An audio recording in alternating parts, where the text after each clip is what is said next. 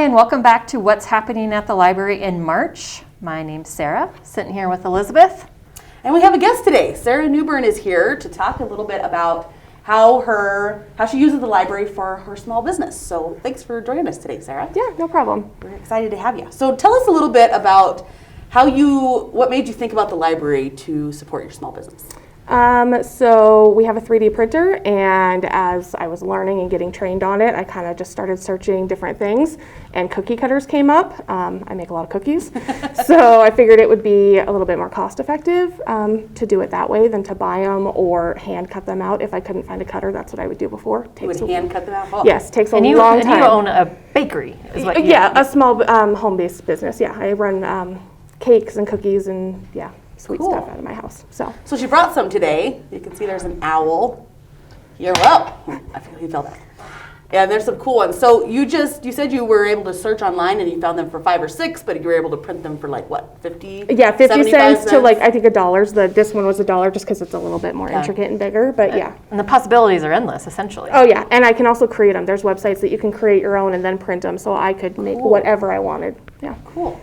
So now at the library, it's 10 cents a gram, right? Yes, to print. So whatever the cookie cutter or whatever you're printing on the 3D printer is only 10 cents times whatever you use for the filament. So and we have 2 different types of food safe filament. So you can only do black or white, which is fine. I just always do white. Yeah. But for other prints, there's tons of different colors. I've done cake toppers that I do in different colors because they don't necessarily touch the cake. So cool. Yeah. So you were telling us about the boat before we went. Yes. So I had a cake that needed a boat. It was like a Bon Voyage. I couldn't find one anywhere unless I wanted to pay like $15 online, which is ridiculous. So I ended up finding one on Thingiverse and printing it and painting it, and it worked perfect. It was the only non-edible thing on the cake, but they didn't mind. So. Cool. Yeah. That's cool. So so Thingiverse, like Sara mentioned, is kind of a 3D print site. So you can download like files and stuff that people have created themselves. And then we have another website called, I can't remember what it's called. Tinkercad, thank you. That you can edit it. So if you have something that is almost what you want, you can pull it out of Thingiverse, put it in Tinkercad and kind of adjust it. Yeah. Add names, words, letters, whatever. And if none of this is making sense, there's going to be a workshop on the 3D printer down in the teen room this month. So if these words mean nothing to you, like they mean nothing to me, on Wednesday, March 10th in the teen room, they're going to be doing a 3D printer workshop. Everything you need to know about 3D printer. Yeah. It's pretty cool. We so the Gillette Library has 2. There's one up in the Tech Center, and then there's one down in the Young Adult Department.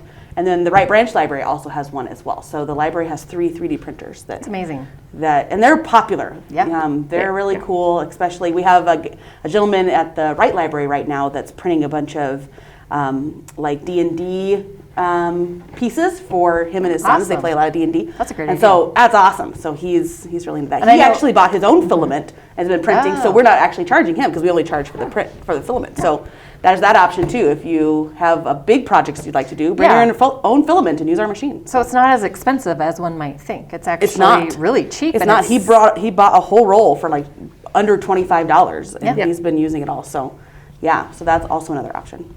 Great. But so thank you so much for letting us know. So it's really cool. The library has in March we're kind of highlighting small businesses and how the library can help small businesses. So this is one way with a 3D printer.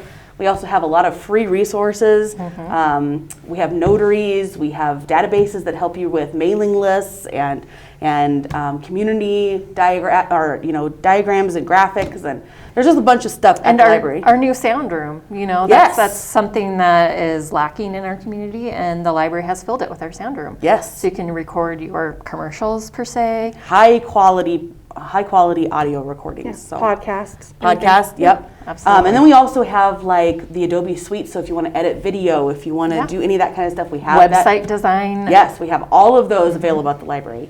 So if you have a small business or if you're starting a small business, I would stop by the library and really check out the resources that we have. Absolutely. Because there's a lot of stuff that even working at the library I was unaware of for a few years. Wait, we do this? Yeah.